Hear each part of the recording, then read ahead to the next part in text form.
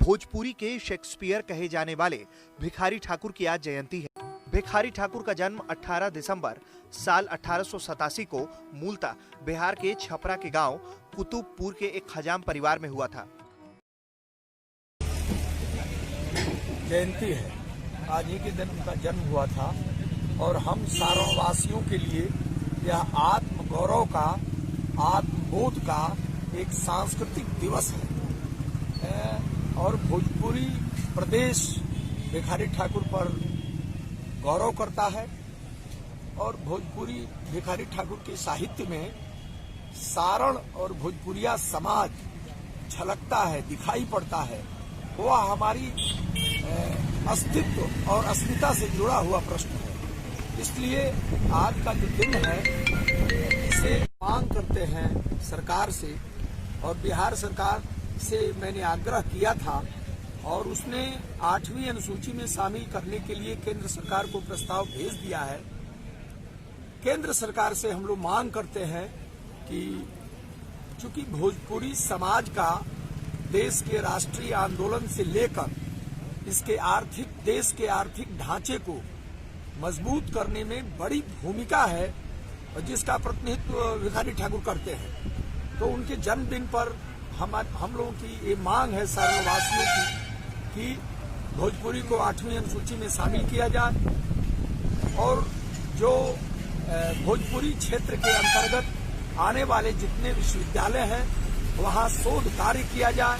यहाँ के भोजपुरी प्रदेश की जो मिट्टी की विशेषता है, जो कृषि की विशेषता है, यहाँ के इंसानों की जो जवान है उसको सुरक्षित और संरक्षित करने का काम 8वीं अनुसूची में शामिल होने के बाद यह बात आगे बढ़ेगी और ये तमाम विश्वविद्यालयों में कार्य होना चाहिए।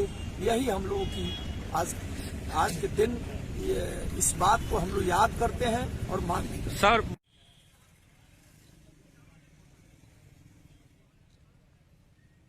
कालजयी रचनाकार लोक कवि भिखारी ठाकुर, लोक कलाकार भिखारी ठाकुर के 133वीं जयंती के शुभ अवसर पर हम सत्येंद्र दूरदर्शी हास्य कवि, गीतकार, गायक रउआ लोगन के सामने उहे के भविष्यवाणी से कार्यक्रम के आगाज करतानी कि अबही नाम भइल बा थोड़ा, जब यह छूट जाई तनमोड़ा, तेकरा बाद 50 बरिसा, तेकरा बाद 20-10 तीसा, तेकरा बाद नाम हो जइहन आ कवि सज्जन पंडित बन गई हन। एगो रचना हम अपन लिखल प्रस्तुत कर रहल बानी कि भइल राजो से बढ़ के भिखारी, भइल राजो से बढ़ के भिखारी, भिखारी भिखारी, अरे भिखारी भिखारी भिखारी, भइल राजो से बढ़ के भिखारी। बरजत रहला में बाप महतारी, अनाच में तू मत रहे भिखारी। बरजत रहला में बाप महतारी, नाच में तू मत रहे भिखारी। बाकी कर्म के रेख केहू अरे कैसे मिटाई, रहे गतर गतर भरल कालकारी भिखारी। भइल राजो से बढ़ के भिखारी, भइल राजो से बढ़ के भिखारी।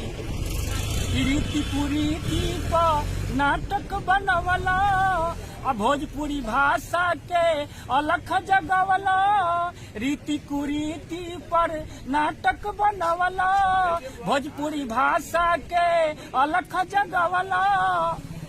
अरे गोबर गली जवन पर अरे नजर के डारी भिखारी, भइल राजो से बढ़ के भिखारी।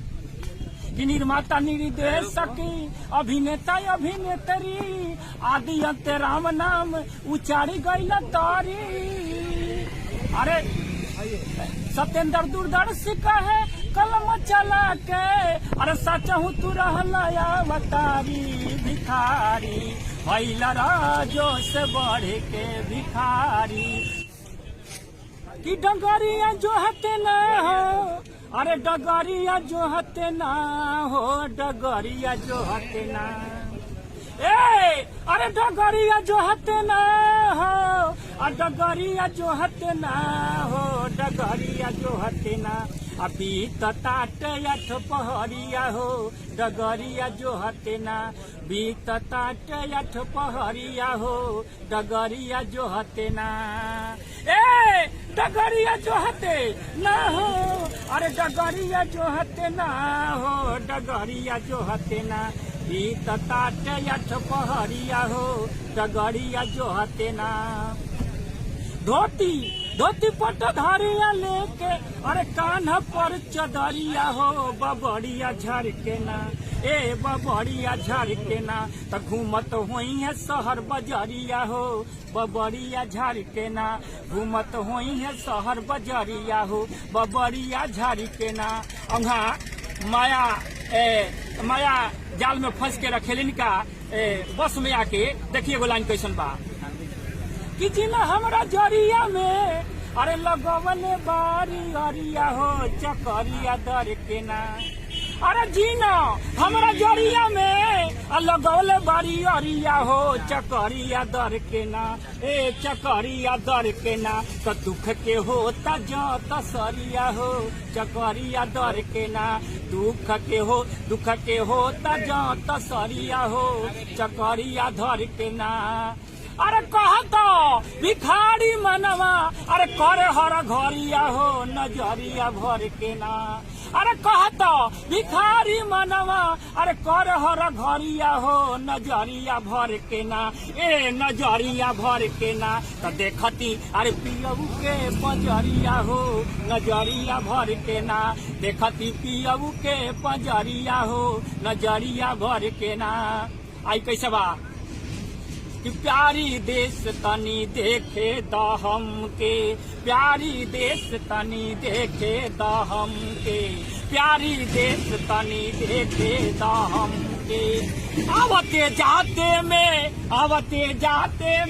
अरे देर न लगी है, आवते जाते में अरे देर न लगी है, अरे जैसे घोड़ा के रे सदेश तनी देखे द हमके, प्यारी देश तनी देखे द हमके, प्यारी देश तनी देखे द हमके, प्यारी देश तनी देखे।